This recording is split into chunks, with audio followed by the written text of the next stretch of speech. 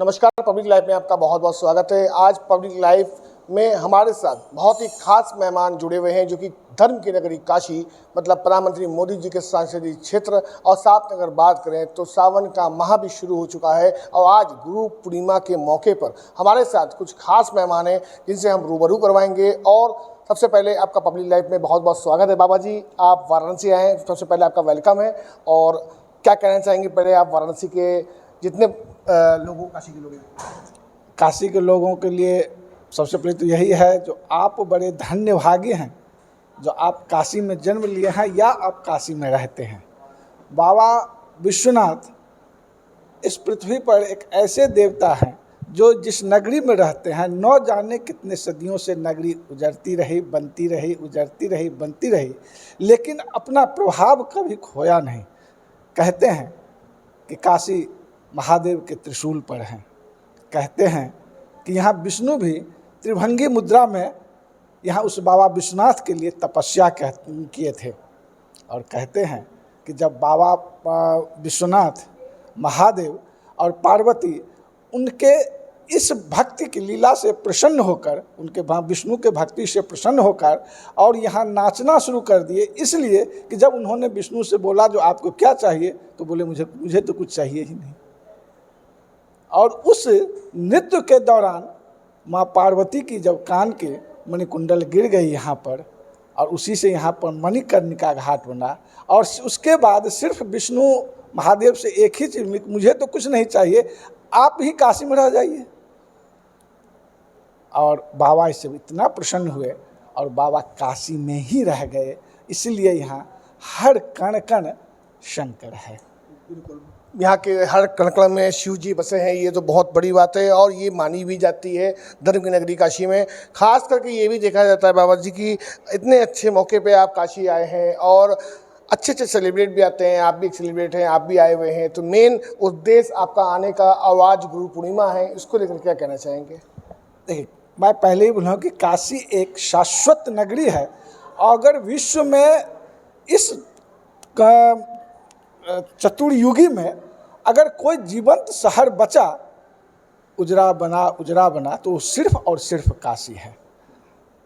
महादेव तमाम गुरुओं के गुरुदेव हैं, उनसे बड़ा गुरु आज तक इस धरती पर नहीं हुआ और पार्वती से बड़ी शिष्या आज तक भी कोई नहीं बनी। गुरु शिष्य की परंपरा शुरुआत वहीं से है। उस बाबा विश्वनाथ की नगरी में गुरु पूर्णिमा पर तो हम तो गुरु के रूप में उनको मनाने आए हैं कि गुरुदेव आप ही हैं जो हैं, हम कुछ नहीं हैं, हम भी तो आपकी हैं और मैं आपके चरणों में पड़ा, आपसे ही मैं आशीर्वाद लेने आया हूँ कि मुझे आप भी नहीं चाहिए, सिर्फ आप इस धरा पर रहें, इसी में हम सबका कल्याण है, विश्व का कल्याण है। मुझे कुछ नहीं चाहिए, सिर्फ आप इतना ही कीजिए, इस धरा पर रहिए, अपनी दृष्टि से इस धरा को देखिए। आप गुरुओं के गुरु हैं और आप बस इतना ही आशीर्वाद इस धरा के लोगों को दीजिए और काशी के हर कण कण में शंकर की तरह बसते हुए हर आदमी को अपने जो जिस जगह पर है, जो जिस लेवल पर है, उसके अनुसार उसके आध्यात्मिक भौतिक कल्याणार्थ रास्ता प्रशस्त कीजिए। बस आपसे इतनी ही प्रार्थना है। बाबा जी, एक सवाल और उठता है कि आज गुरु पूर्णिमा है, काफ़ी महत्व दिन होता है गुरु पूर्णिमा का दिन, तो आज गुरु पूर्णिमा कितने बजे शुरू है और काशी बाबा भगवान की जो भक्त हैं उसके साथ भगवान के जो बच्चे हैं उनको गुरु पूर्णिमा में किस तरीके से, किस प्रकोप से इस चीज़ को देखना चाहिए, इस चीज़ को संज्ञान में लेना चाहिए? देखिए, सबसे पहले हम जब गुरु पूर्णिमा की बात करते हैं तो गुरु पूर्णिमा एक ऐसी तिथि पुरातन काल में होती थी कि जिस दिन से गुरुकुल में उस सत्र की पढ़ाई शुरू होती थी और उसका ये प्रथम दिन होता था कि जिसमें गुरु और शिष्य एक दूसरे से दोनों साक्षात्कार करते थे। गुरु अपने शिष्यों को अपने में आत्मसात करते थे और शिष्य उस गुरु को देव के रूप में अपने आप में आत्मसात करने की कोशिश उनकी चरण वंदना से करते थे।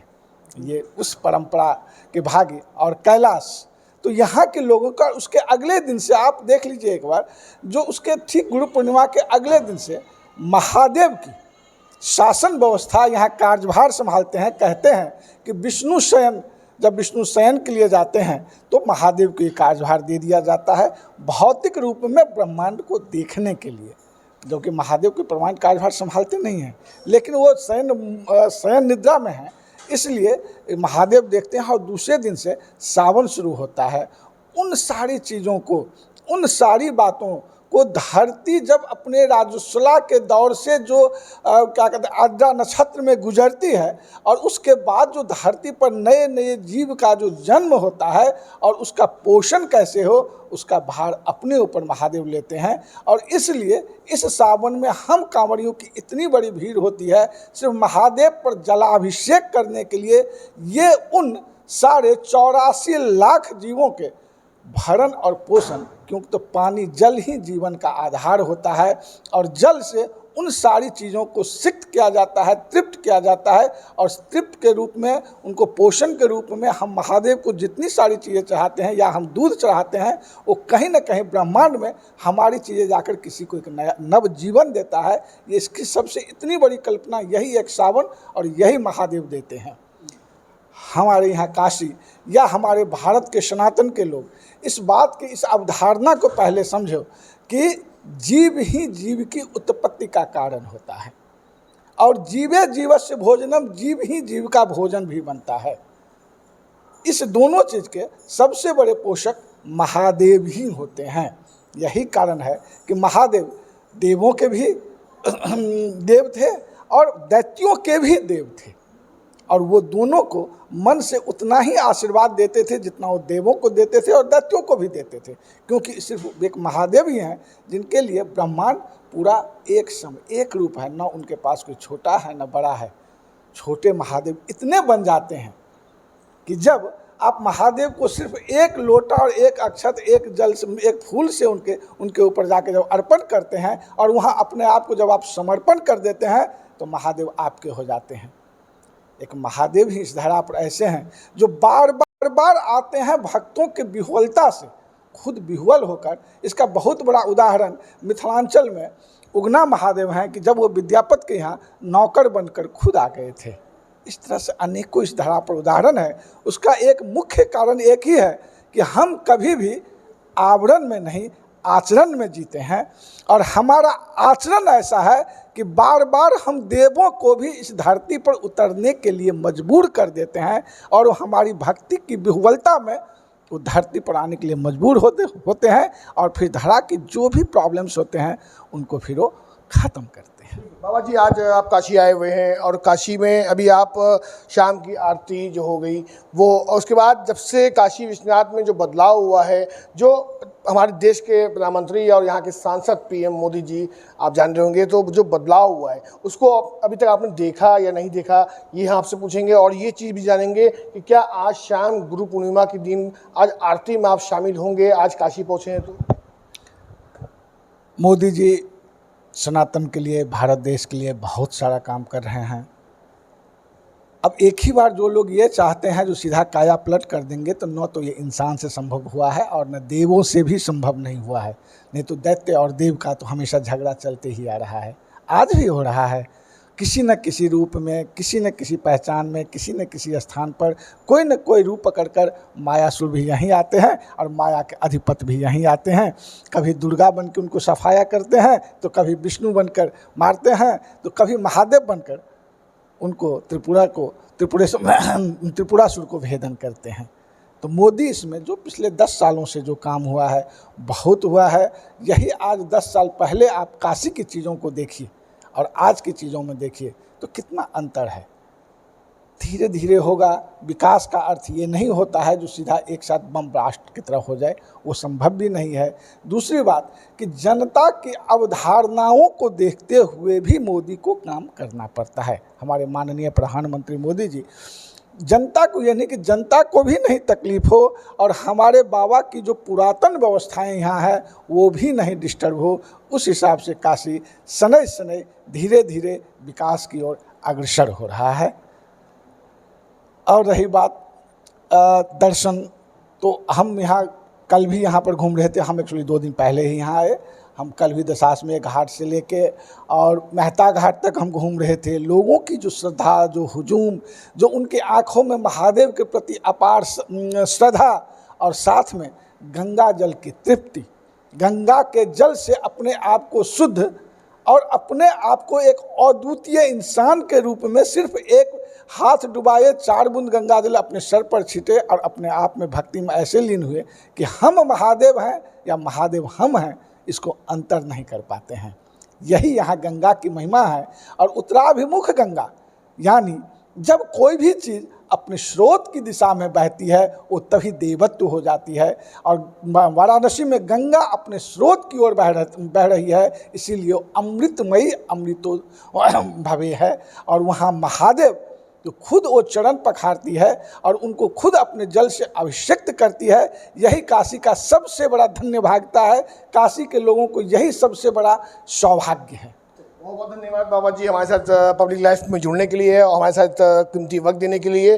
तो आपने देखा कि जिस तरीके से बाबा जी ने बताया, जिस तरीके से काशी की एक एक चीज़, मतलब कहा जाता है कि बाबा मतलब कण में महादेव बसे हैं, ये सच्चाई है। तो कहीं ना कहीं अगर बात की जाए धर्म की नगरी काशी की, तो गंगा जमुना तहजीब भी काशी में देखी जाती है। और साथ ही साथ भक्तों की बात करें तो भक्तों को वाकई में जो काशी को जो मिला है, अगर गॉड गिफ्टेड, जिस तरीके से बाबा ने कहा कि गंगा, माँ गंगा यहाँ जो मतलब मिला है काशी के लोगों को, एक गॉड गिफ्टेड है। और महादेव खुद यहाँ पे विराजमान करते हैं। और सीधी बात अगर किया जाए तो काशी त्रिशूल पे टिका है, जैसे कि बाबा जी ने कहा, और ये माना भी जाता है, जो कि हर धार्मिक किताब पे ये लिखा हुआ है। और देखा जाता है कि हर सावन हो, चाहे हर गुड़ी पूर्णिमा हो या हर त्यौहार हो, उस पर खास करके देखा जाता है कि काशी में अब बहुत ही श्रद्धालुओं की भीड़ होती है। और काफ़ी भीड़ के साथ साथ प्रशासन का भी काफ़ी सहयोग होता है। आज हमारे साथ बाबा जी जुड़े हुए थे, जो कि बाहर से आए हुए थे काशी, और काशी का इन्होंने काफ़ी नज़ारा देख चुके हैं। आज शाम में फिर से एक बार आरती में ये जाएंगे, उसमें हिस्सा लेंगे। मतलब बाबा जी भी काफ़ी खुश हुए। और पीएम प्राइम मिनिस्टर जो मोदी जी हैं और यहाँ के सांसद काशी के हैं,